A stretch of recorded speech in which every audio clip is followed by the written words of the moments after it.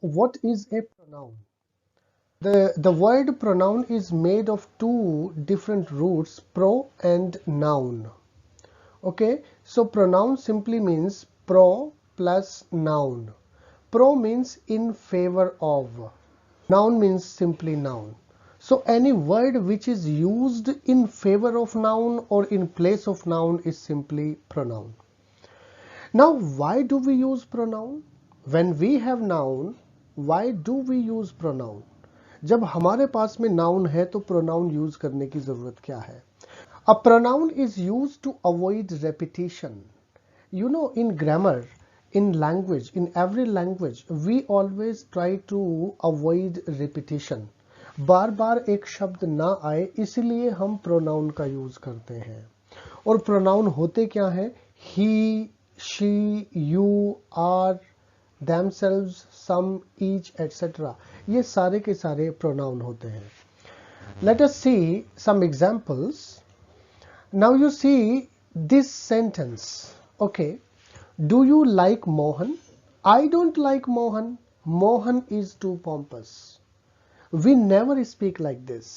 एक बार हम नाम का यूज करते हैं, नाउन का यूज करेंगे और दूसरी बार हम नाउन को अवॉइड करेंगे. ठीक है. अब ये जो सेंटेंस है, do you like Mohan, I don't like Mohan, Mohan is too pompous, means we have repeated Mohan 3 times in 3 sentences.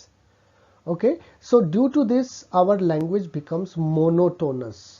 तो मोनोटोनी को अवॉइड करने के लिए हम प्रोनाउन का यूज करते हैं. अब देखिए इस सेंटेंस को हम कैसे लिख सकते हैं. Do you like Mohan, I don't like him, he is too pompous. Mohan in the first sentence, but in the later sentences I have used pronoun him and he. Now we will see different types of pronouns. They are as many as 9 in numbers. 9 तरह के pronouns होते हैं. तो देखते हैं. पहला pronoun है आपका पर्सनल प्रोनाउन. मेल, फीमेल और न्यूटर जेंडर. ये नाउन में भी होते हैं और ये प्रोनाउन में भी होते हैं. केस 2 तरह के होते हैं, सब्जेक्टिव केस और ऑब्जेक्टिव केस. यानी कि अगर एज ए सब्जेक्ट यूज हो रहा है तो वो सब्जेक्टिव केस में आएगा और अगर एज ए ऑब्जेक्ट यूज हो रहा है तो वो ऑब्जेक्टिव केस में होगा. ठीक है, वो हम आगे देखेंगे कैसे. ठीक है. प्रोनाउन में सबसे इंपॉर्टेंट चीज उसका नंबर और केस होता है, इसलिए इस पर आपको ध्यान देना चाहिए. जैसे हमने ले लिया यहां पर फर्स्ट पर्सन जो है, फर्स्ट पर्सन सिंगुलर होगा और प्लूरल होगा. जैसे सिंगुलर है आई और वी प्लूरल हुआ. उसका जो ऑब्जेक्टिव केस है, यहां पर ध्यान दीजिए, सब्जेक्टिव केस आई है और आई का जो ऑब्जेक्टिव केस होगा वो मी होगा. पॉजेसिव केस, पॉजेसिव का मतलब होता है अधिकार. ठीक है, अधिकार. ओके, तो माई, जैसे मैं कहूं दिस इज माई बुक, तो my the word is showing that this book belongs to me, ये किताब मेरी है. ओके. अवर बिल्कुल ऐसे ही पजेशन को शो करता है, अधिकार को शो करता है. और पजेसिव जो केस होता है, प्रोनाउन जो होता है वो माइन होता है और अवर होता है. अब ये ध्यान देने वाली बात है कि ये तो एडजेक्टिव में आएंगे, ये बाद में हम क्लियर करेंगे, इसमें बहुत बड़ा कंफ्यूजन होता है. माई और अवर ये तो होते हैं एडजेक्टिव्स, यहां देख रहे होंगे आप. और माइन और योर्स क्या होंगे? ये पजेसिव होंगे, प्रोनाउन होंगे ये. ठीक है. अब सेकंड पर्सन को लेते हैं तो सेकंड पर्सन में सिर्फ एक ही प्रोनाउन आता है और वो है यू. यू का सब्जेक्टिव केस भी यू ही होता है और ऑब्जेक्टिव केस भी यू ही होता है. ठीक है, तो यहां पर भी ध्यान देने वाली बात है. इसका जो पजेसिव केस है वो योर होगा और योर हमेशा एडजेक्टिव होगा, रिमेंबर दिस. और इसके बाद होगा योर्स. योर्स जो इसका पॉजेसिव प्रोनाउन होगा. ठीक है, इस चीज पर ध्यान देने वाली बात है. Okay, let me take the another one. This is third person. अब थर्ड पर्सन प्रोनाउन भी 2 तरह के होते हैं, सिंगुलर और प्लूरल. जैसे ही, शी, इट, ये सिंगुलर है तीनों और दे क्या है? प्लूरल है. इनके जो ऑब्जेक्टिव केस होंगे, हिम, हर, इट, ये क्या होंगे? ये सिंगुलर होंगे और ये देम क्या होगा? ये प्लूरल होगा. इनके पॉजेसिव एडजेक्टिव जो होंगे वो भी हिज, हर, इट्स, इट का इट्स होगा, ये रिमेंबर करना है, और theirs, okay, that is plural. अब इसके जो पॉजेसिव प्रोनाउन है वो होगा हिज, हर्स, इट्स और देयर्स। तो ये क्या होंगे, ये इनके पॉजेसिव प्रोनाउन होंगे। अब हमें क्या करना होता है, प्रोनाउन को हम डिफरेंट पोजीशंस पर प्लेस करते हैं। उसका सब्जेक्टिव केस आ सकता है, उसका ऑब्जेक्टिव केस आ सकता है, उसका पॉजेसिव एडजेक्टिव आ सकता है, या उसका पॉजेसिव प्रोनाउन आ सकता है। ठीक है। दूसरा प्रोनाउन है वो होता है डेमोन्स्ट्रेटिव प्रोनाउन। डेमोन्स्ट्रेटिव का मतलब होता है टू शो, शो करना किसी भी चीज को। ठीक है, टू शो। तो जो भी प्रोनाउन किसी चीज को शो करता है, इंडिकेट करता है, ठीक है, वो हमेशा ही डेमोन्स्ट्रेटिव प्रोनाउन होता है। और ये चार ही होते हैं, जैसे दिस है, दैट है, दीज है और दोज है। एग्जाम्पल देखते हैं, this is my shirt. Now this, what is reflecting? This is reflecting this, that. Okay, so this is showing a direction. This word is showing a direction. तो ये क्या होगा, ये pronoun होगा। ठीक है। Those are my books. Those is also a word that is indicating something. ये भी किसी चीज को indicate कर रहा है, and that's why it is demonstrative pronoun, right? Let's see the another one, that is possessive pronoun. Now what is possessive pronoun? Possessive, the literal meaning of possessive, the word is to have something. Okay, possessive का मतलब होता है किसी चीज को रखना। तो ऐसा कोई वर्ड जो किसी चीज को रखना शो करे या किसी चीज पर अपना अधिकार बताए, ठीक है, वो पॉजेसिव प्रोनाउन होता है, किसी भी चीज पर या किसी भी वस्तु पर। Okay, let's see. और ये हमेशा क्या होते हैं, देखिए आपने देखा होगा पॉजेसिव प्रोनाउन पहली टेबल में भी देख लिया है आपने, माइन है, अवर है, योर्स है, हिज है, हर्स है और देयर्स है। ये पॉजेसिव प्रोनाउंस होते हैं। ठीक है, एडजेक्टिव नहीं होते, ये ध्यान रखना है। ठीक है, क्योंकि इनके बाद देखिए एडजेक्टिव में क्या होगा, एडजेक्टिव आप बाद में पढ़ेंगे, एडजेक्टिव के बाद हमेशा नाउन आएगी। ठीक है ना, लेकिन प्रोनाउन के बाद में नाउन नहीं आ सकती, क्योंकि प्रोनाउन ऑटोमेटिकली यूज होता है। अब देखिए जैसे माइन है, I am just taking an example, this car is black, mine is red. Mine यहां पर क्या है, माइन यहां पर पॉजेसिव प्रोनाउन है। ठीक है, अब माइन की जगह मैं ये भी लिख सकता हूं, my car is red. Okay, my car is red. अब मैंने माई कार इज रेड कर दिया, लेकिन अब आप सेंटेंस पढ़ेंगे, your car is black, my car is red, तो कार दोबारा से आ गया। अब इसे अवॉइड करने के लिए, इस रेपिटेशन को अवॉइड करने के लिए हम क्या कर देते हैं, माइन का यूज कर देते हैं। माइन का मतलब वो मेरी कार, क्योंकि इससे पहले कार की बात हो रही थी। तो ये क्या हो गया, ये पॉजेसिव प्रोनाउन हो गया, ये ध्यान रखना है। ठीक है, नेक्स्ट लेते हैं, चॉइस इज योर्स, हम बोलते हैं तो योर्स क्या है, पॉजेसिव प्रोनाउन है।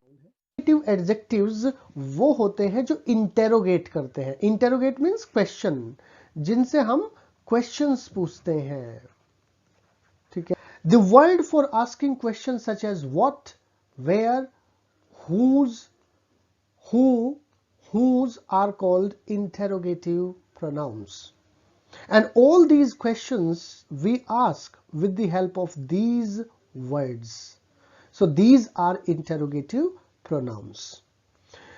So the first sentence you see, what is your name, what is interrogative pronoun, why are you reading this book, why is interrogative pronoun, who told you this, who is interrogative pronoun, which came first, it is also interrogative pronoun.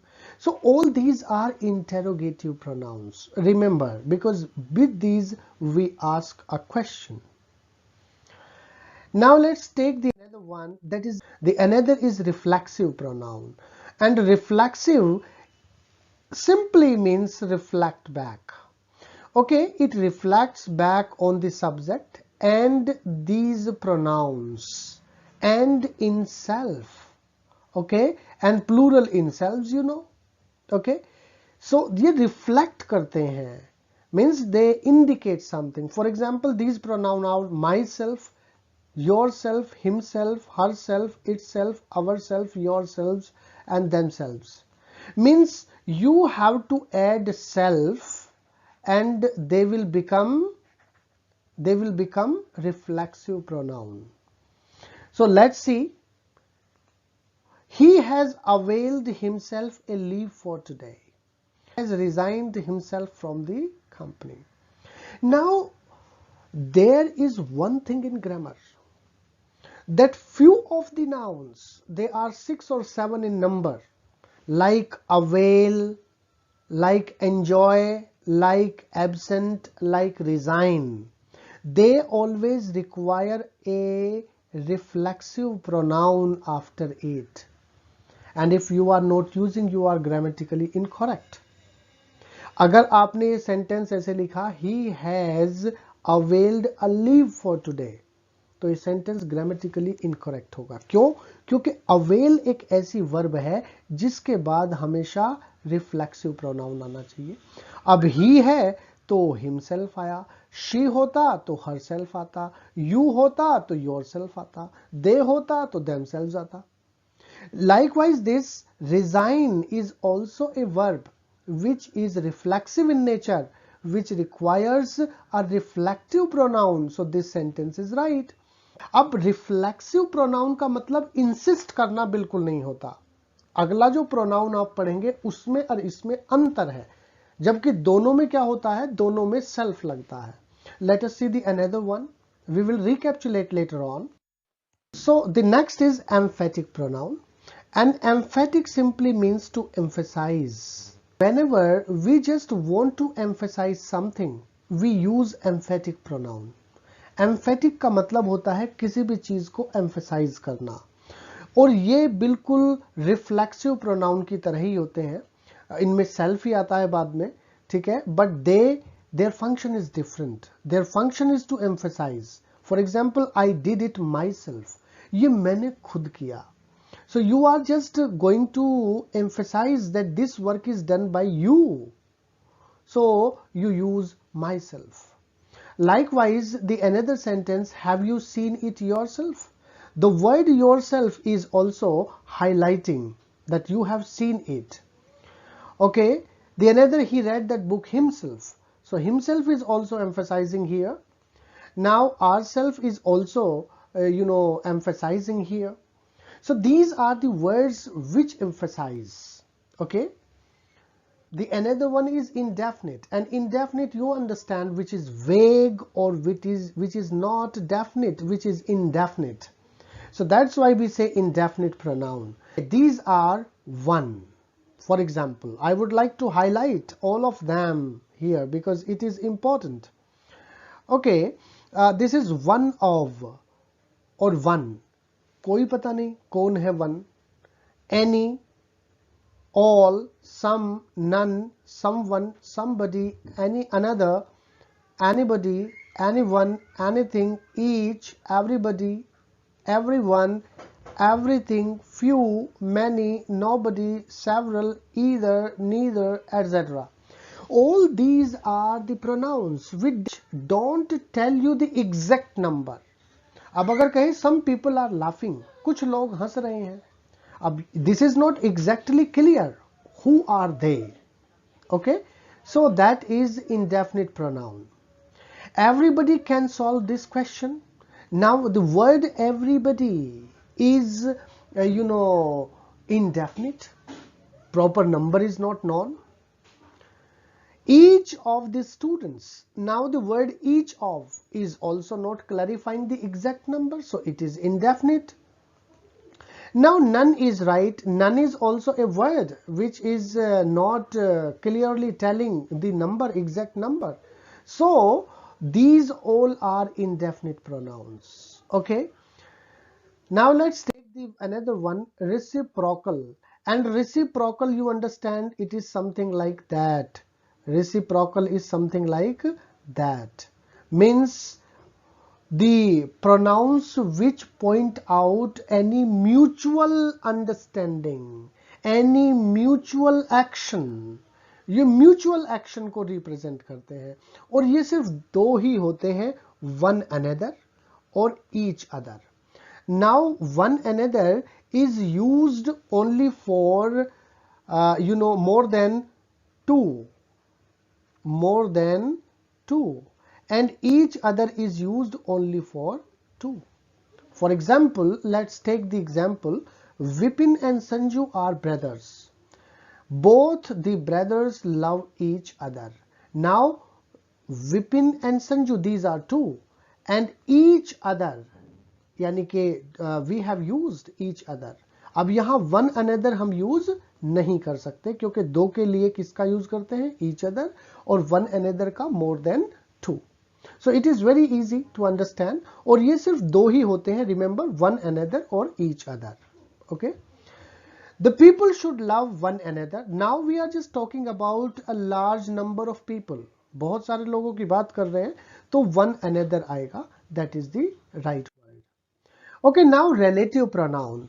Relative pronoun वही होते हैं सारे जो आपके interrogative pronoun होते हैं. Okay, जैसे आपका मोस्ट ऑफ दी, जैसे आपका हूं है, हुम है, हुज है, विच है, दैट है. अब दैट को छोड़कर आप सबसे क्वेश्चंस पूछ लेते हैं, तो these are interrogative pronoun and these are relative pronoun. Relative pronoun, they are when they just make a relationship, they relate the words to nouns, pronouns, subjects, whatever that is. तो जब वो एक relation को show करते हैं तो ये क्या होते हैं, ये रिलेटिव प्रोनाउन होते हैं. जब आप इनसे क्वेश्चन पूछते हैं तो ये क्या बन जाते हैं, इंटेरोगेटिव प्रोनाउन बन जाते हैं. Let us see how. I met a man who was a manager. Actually, this sentence is a combination of two different sentences. Okay, I met a man, he was a manager. These are two sentences. When we relate them into one, we use who. तो जो living होते हैं उनके लिए who का use करते हैं, और जो नॉन लिविंग होते हैं उनके लिए हम किसका यूज करते हैं, नॉन लिविंग के लिए हम which का और that का यूज करते हैं. Remember, okay? Now let's see the man who taught me English was a good person. Okay, so here with this word, the man who is a relative pronoun. अब इसका जो meaning है वो question mark में नहीं निकलेगा, remember. तो ये पॉजिटिव आंसर होगा इसका. That's why it is a relative pronoun. It is telling a relationship between the two. Okay, so it is a relative pronoun. Let us take the practice exercise. Now this is the sentence, and these sentences are the basic sentences what we use every day. Okay, ये common sentences हैं जो इस basic exercise में है. इसके बाद load 1, load 2 और load 3 होगा. तो सबसे पहले हम बेसिक्स को डिस्कस करते हैं, बहुत छोटे छोटे सेंटेंस में हम जिनमें हम जनरली मिस्टेक करते हैं. तो पहला सेंटेंस देखिए, this book is mine and that is your. Now what is the mistake in this sentence. Mine क्या है, पजेसिव प्रोनाउन है यहां पर, और यहां पर दैट इज योर. अब यहां पर होना चाहिए कंप्लीट, अगर तो योर बुक होना चाहिए. This book is mine and that is your book. Now your book को रिप्लेस किससे कर सकते हैं हम, एक पजेसिव प्रोनाउन से कर सकते हैं, तो आपका हो जाएगा yours. So that is the right sentence. Now the sentence should be this book is mine and that is yours. Let us take the another sentence. He has helped Shyam and I. नाउ बोलने में ही गलत लग रहा है क्योंकि इसमें comparison गलत है. ही हैज हेल्प्ड श्याम. अब श्याम एंड मी. अब मी क्यों आएगा, उसका एक रीजन है. Shyam is in objective case, that is objective case. अब एंड से ऑब्जेक्टिव केस ही आना चाहिए. आई का जो ऑब्जेक्ट होता है वो होता है me. So the sentence should be he has helped Sham and me. Let us take the another sentence. It was me who helped Sham. Always remember that it was or it is always followed by the subjective case. ये subjective case से ही हमेशा follow होता है. तो it was I होना चाहिए. It was I who helped Sham. Generally हम बोलते हैं it's me, but that's wrong. It's I is the correct expression and correct English expression. So remember this. Now fourth is in written communication. While writing letters and applications, we generally do this type of mistake, yours faithfully. अब हमेशा याद रखिए ये possessive pronoun होता है और possessive pronoun होता है आपका हमेशा yours और उसके बाद कोई कोमा नहीं लगता. कुछ लोग क्या करते हैं, some of the people I have seen, वो yours लिखते हैं but they put a apostrophe after that. That is wrong practice. You should avoid this. You should write only yours. Okay, that is the right thing. Okay, let's take the another sentence. Pratibha is cleverer than him. इसमें comparison का problem है, balancing की problem है. आपको बताया गया है कि सब्जेक्ट का कंपैरिजन सब्जेक्ट से होगा और ऑब्जेक्ट का हमेशा ऑब्जेक्ट के साथ. Means subjective case, subjective case, objective case, objective case. Let's see this expression. Pratibha is a subjective case. कौन सा केस है? Subjective case है ये. तो him क्या होना चाहिए? Him भी subjective case होना चाहिए. Him का subjective case होगा he. So the sentence must be Pratibha is cleverer than he. लेकिन प्रॉब्लम क्या है? हम हमेशा ही सेंटेंस को ऑब्जेक्ट में रख देते हैं. ठीक है, और ये सेंटेंस हम ऐसे ही पढ़ते हैं, Pratibha is cleverer than him. Okay, so that is wrong. You should use he instead. Okay, let's take the another sentences. So let's take the sixth one, that is it was me who saw him first. अब देखिए, we have already read that it is और it was is always followed by subjective case. So me का subjective case क्या होगा? I. That is the right thing. Okay, so it was I who saw him first is the right sentence. Let's take the another one. Now who do you want? Who is a wrong expression. Here must be whom. Whom do you want? So this sentence must be WHOM. Whom do you want is the right sentence. Now let's take the another one, that is whom do you think he is. Now here the expression is wrong. Here must be, you know, whom. Who do you think he is? Now the another expression let's take, and this expression is generally wrong. Your separation is very painful to me. अब इसमें क्या problem है? देखिए, अंग्रेजी में कभी भी your separation नहीं होता. ठीक है, ये होगा हमेशा ही separation from you. Separation from you is very painful to me is the right sentence. This is not my house, it is her. Okay, इस सेंटेंस में क्या होगा? This is not my house, that sentence is right. It is her. क्या होना चाहिए? possessive pronoun होना चाहिए. her house होना चाहिए या तो, और अगर her house नहीं यूज करना है तो क्या यूज करेंगे? hers यूज करेंगे. So the sentence must be this is not my house, it is hers. So that sentence is correct now. Let's take the another sentences. These are the basic sentences we are taking. I am sad to learn that you and your brother have lost their money in share market. अब देखिए, यहां पर subject क्या है? You and your brother. तो यहां पर क्या आना चाहिए? रूल के हिसाब से यहां पर your आना चाहिए. So that sentence should be like this. I am sad to learn that you and your brother have lost your money in share market. Let's take the another sentence now.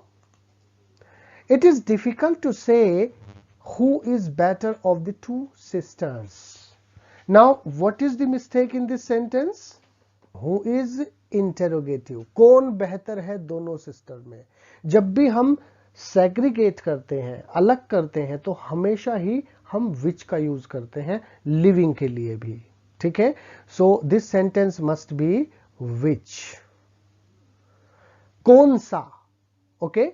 It is difficult to say which is the better of the two sisters. अब ऐसे भी बोला जाता है which teacher do you like most? बहुत सारे teachers में से आप किस टीचर को ज्यादा पसंद करते हैं? So which teacher do you like most? Which book do you like most? Okay. So which का ही यूज होता है लिविंग और नॉन लिविंग दोनों केसेस में, जहां पर हम एक चीज को स्पेसिफिकली बोलते हैं. Let's take the another one. Who is there? It's me. अब यही प्रॉब्लम आ गई. It is always followed by I. Subjective case. तो me नहीं होगा, subjective case इसका I होगा. She enjoyed during the holidays. अब इस सेंटेंस में क्या प्रॉब्लम है? I told you when I was just teaching you reflexive pronoun. Reflexive pronoun में मैंने बताया था कि some of the verbs are there, उनके साथ हमेशा ही रिफ्लेक्सिव प्रोनाउन आएगा. ठीक है, ये ध्यान रखिए. अब ऐसी वर्ब थी पहली तो एंजॉय ही हो गई. ठीक है. एब्सेंट है एक ऐसी वर्ब, उसके साथ भी रिफ्लेक्सिव प्रोनाउन आएगा. ठीक है. और बहुत सारी वर्ब है जिनके साथ हमेशा रिफ्लेक्सिव प्रोनाउन आएगा, वो हम बाद में डिस्कस करेंगे. सो this sentence must B she enjoyed herself.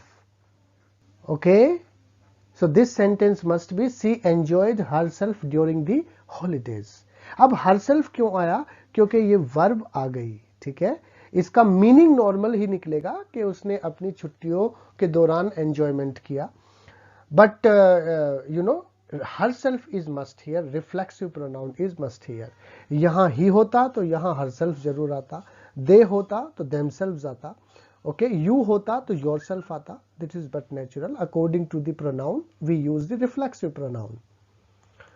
Okay, coming to the another sentence. This sentence is mostly wrong. Okay, and many a times this sentence has occurred in the entrance examinations to correct it. Remember that we all did not go. None of us went is the right sentence. We can just say none of us. None of us went. Okay, that is the right expression. So always remember this. Now let's take the another sentence. I and he are brothers. Remember that brother is a word where there is a blood relationship. Okay, blood relationship means family. Okay, brother is a member of a family. Okay, so here we can say brothers. So this sentence is right. I and he are brothers. It simply means that he is his real brother, right? But when we are having the persons from the outside, means except the family, we never say brothers, we say brethrens. For example, we usually say Hindus and Muslims are brother. Okay, they have no blood relationship, so we must say Hindus and Muslims are brethrens. So that is the mistake in this sentence. Always remember there is lot to learn in grammar. Okay, and I have just tried to put some basic sentences in this exercise. Later on in LOD-1, LOD-2 and LOD-3 we will be solving several sentences, okay, which have been asked in the examinations. This course is going to be very important for you. Thanks a lot. We will meet in the another video. Thank you.